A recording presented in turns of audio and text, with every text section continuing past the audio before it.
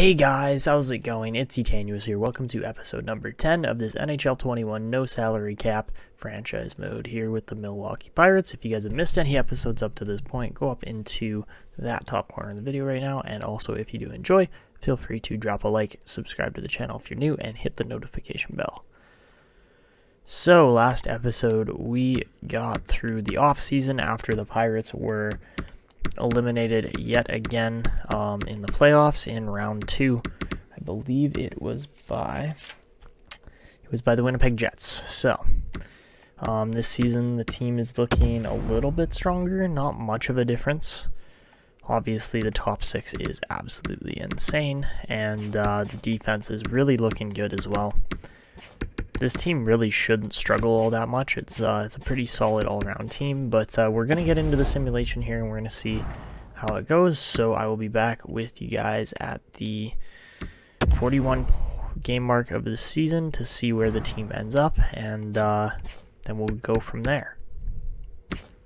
Alright, so at the 41 game mark, the Pirates have a 26-12-3 record for 55 points, currently putting them not anywhere near the top really in the league. They've kind of been below average, but Braden Point and George Whitney as well as Mark Stone are all crushing it at the moment.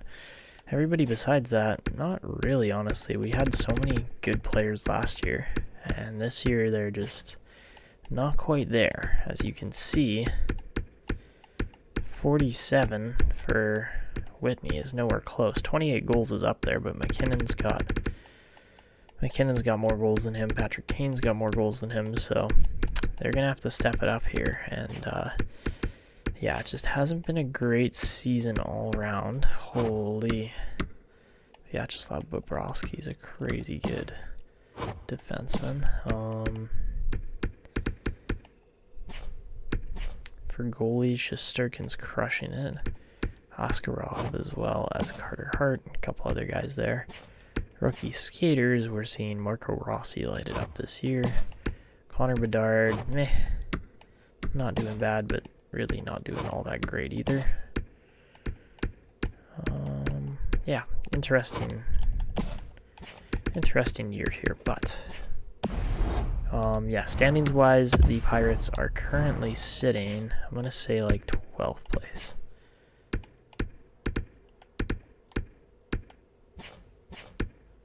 No way.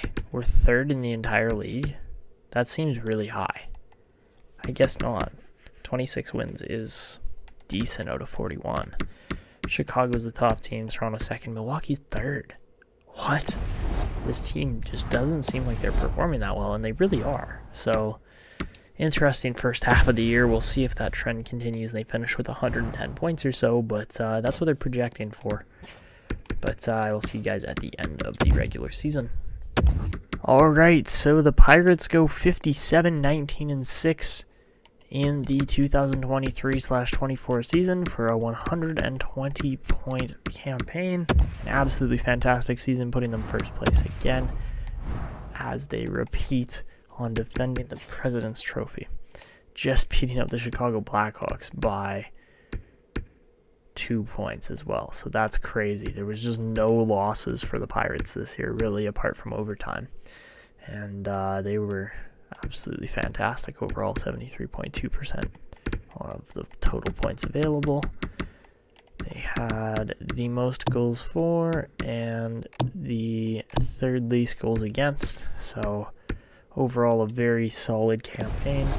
And George Whitney hits a 97 overall, putting up a 104-point campaign, scoring 61 goals as well. He has 239 goals in just 309 games played. He has been an absolute unit for this team up to this point. And I assume he's going to continue trending that way, especially with the goal scoring too, because he is not slowing down on that by any means. 61 goals is crazy. Overall for the league, we see Connor McDavid and Leon Draisaitl put up 122 and 113 points to lead the league. Whitney finishes 9th place in scoring, so not bad at all.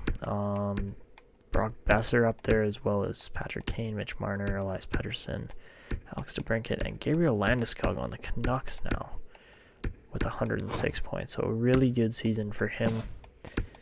Lots of guys here had good seasons. Cole Caulfield hit 97 points. How many other guys were over a point per game on our team? Let's see.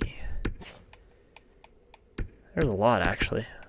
Our entire top 6, apart from Greenway, was fantastic. Alexander Romanov put up a 68-point season as a defenseman, so that was a really good year for him too. And even though nobody was scoring like crazy, still a really good year. We see Korpisalo put up 43 wins on the year. That's really high. And 43 is going to put him first place in the league as well in just 62 games played. He beats out Mackenzie Blackwood, Igor Shesterkin, and a bunch of other good goalies in here. My question is, wow, okay, yeah, we made the right choice not going with Upshaw. Oh my gosh, yeah, he only put up 29 wins. Maybe he was on a bad team, but Korpisalo, man. Korpisalo was really good this year. Did he have the highest save percentage in the league? No. Kemper, actually, for 16 games was really high, but considering that 43 wins was the top number there for goalies, I mean, a 916 save percentage is really high.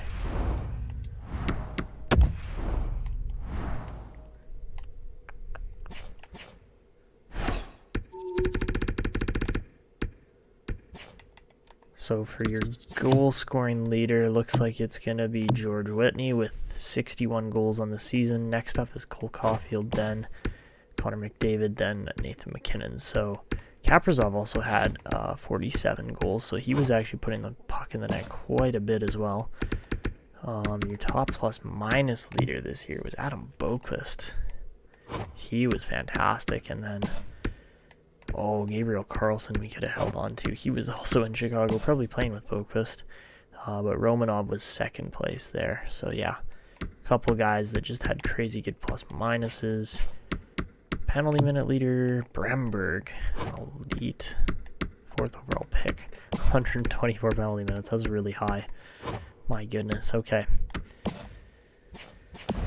Oh, I missed the rookies as well. I keep going back. Okay, so our rookie, or the NHL rookie skaters, Bobrovsky led the entire. Wow, LA's kind of sad right now.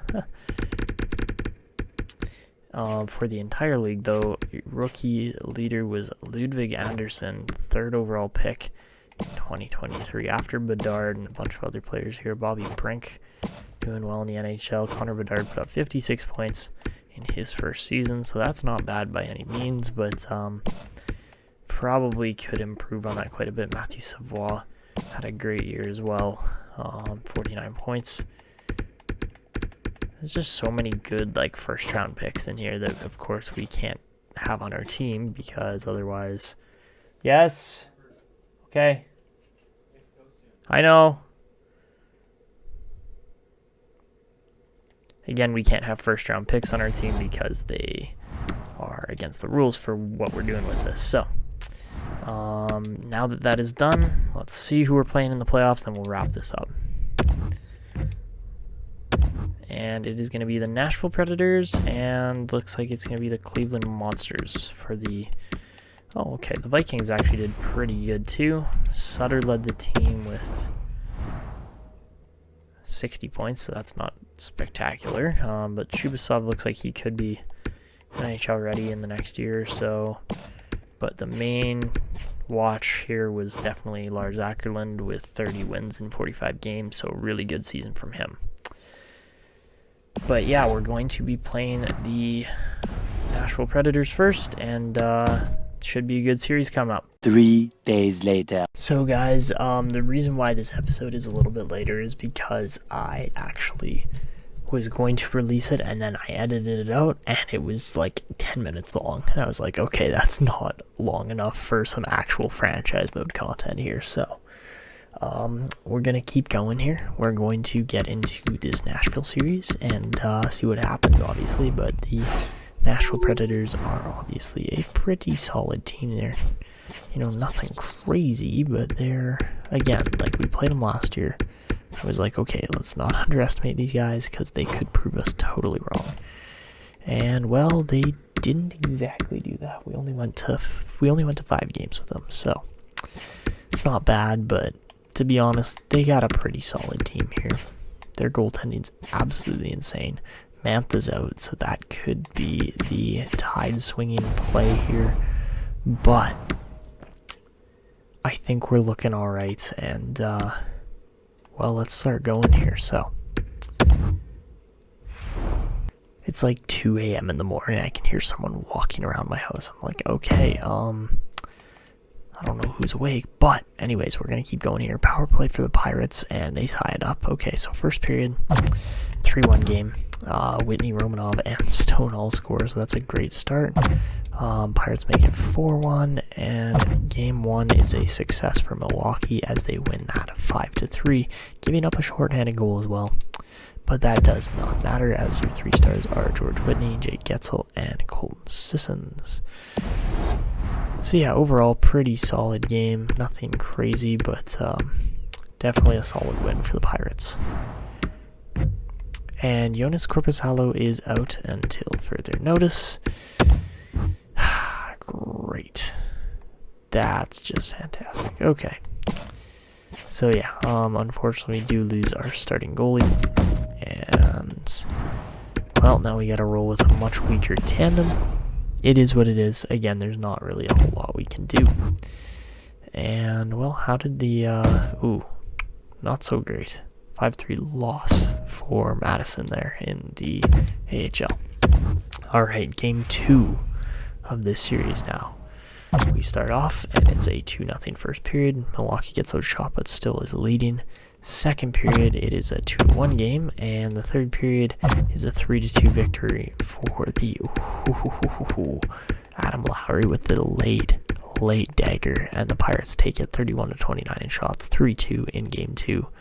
A tight victory, but a very good one there as Eric Comrie puts up a .931 save percentage for first star. Not bad. Not bad if I do say so myself. And Jake Getzel is crushing it right now. 5 points in just 2 games. And we lose Riisanen with a pulled groin, unfortunately, so that's not good. Alright, into game number 3 now of round 1, and it's a 1-1 first period. Yossi and Whitney get their teams on the board 15-6 in shots for the Pirates.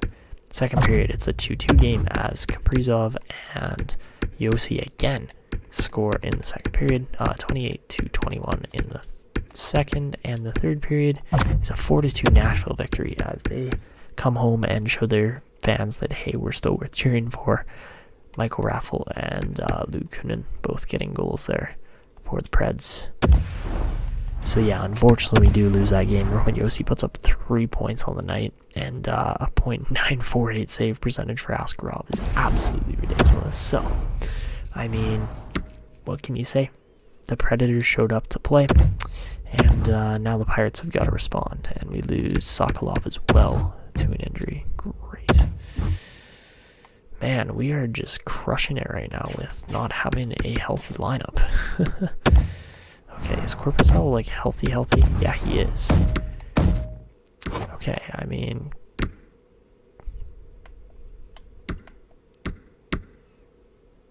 what?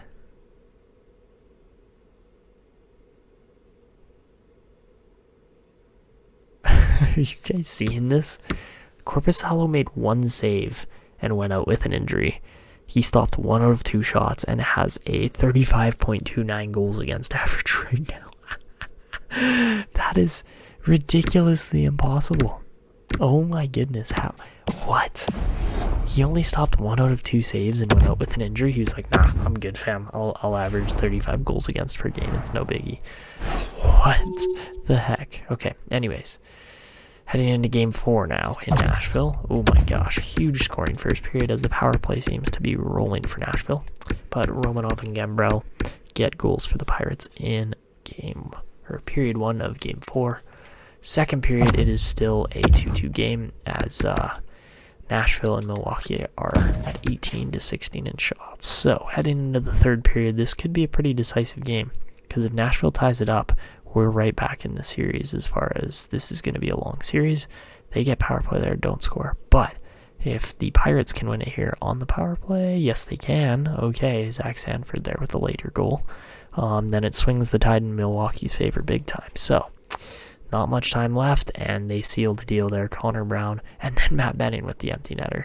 And a 5-2 astounding victory with 3 late goals from the Pirates. Looks like it might be the finishing touch here on the Nashville Predators for yet another year in a row. So, we lose Kaprizov to a pulled groin. Again, not a great injury to see in your team, but, what else can you really do, right? So, did the Pirates... No, the Vikings got eliminated quite quickly.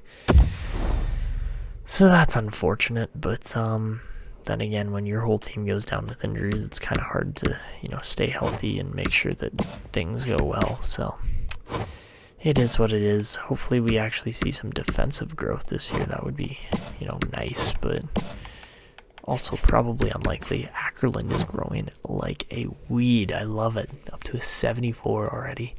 So yeah, he's not going to take much time to really develop and mature, and of course that off-season growth is going to help too. Looks like we got one sweep here, and it's going to be the Oilers over the Jets.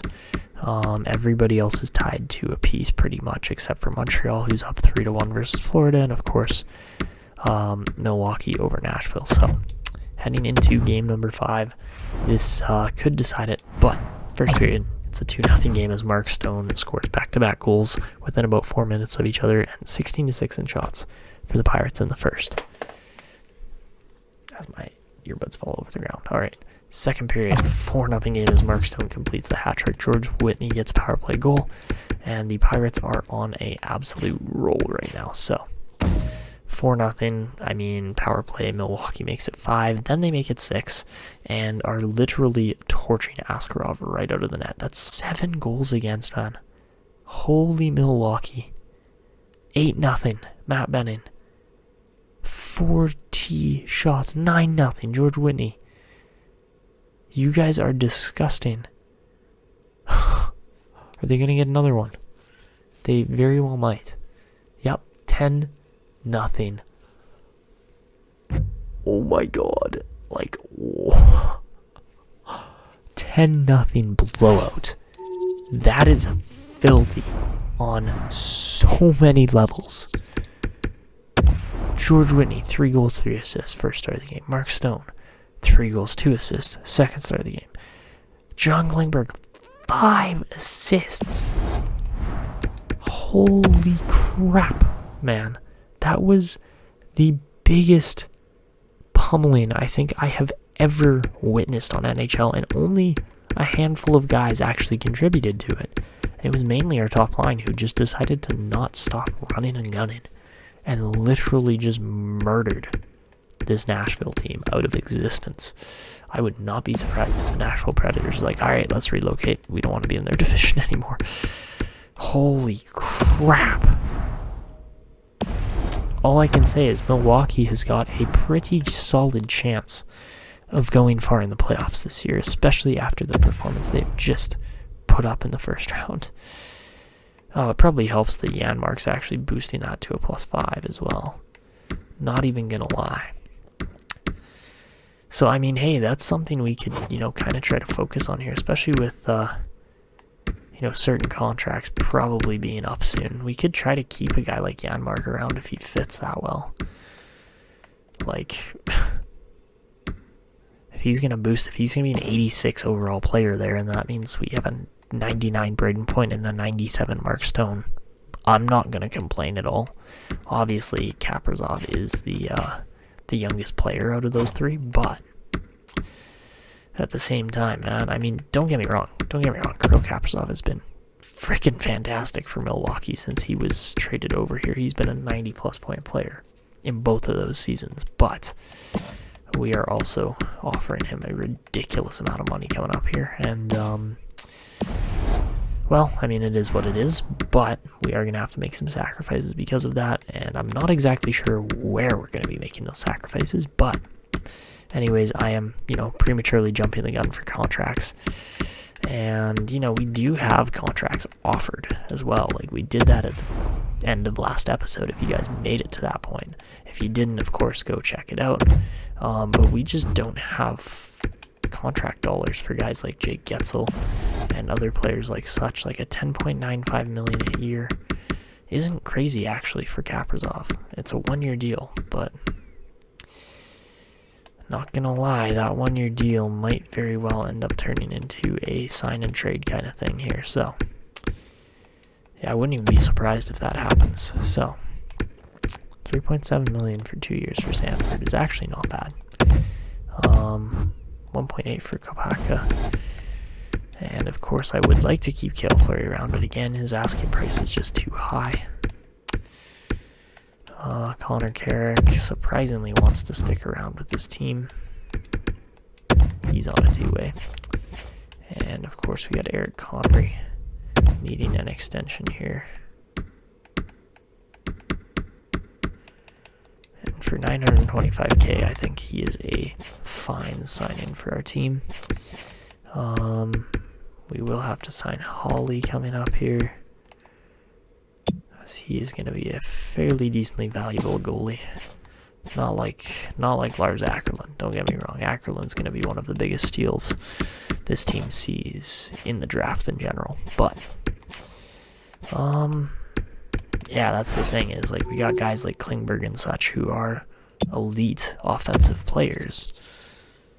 But are they really worth their price tag, right? That's kind of the decision we have to make here with these certain players or particular guys that are just so damn good, but too expensive, unfortunately. So, I mean, I think the goal here is probably going to be to keep Jake Getzel around, simply because, when we're getting a +3 with him on that line, it just makes so much sense to have him around.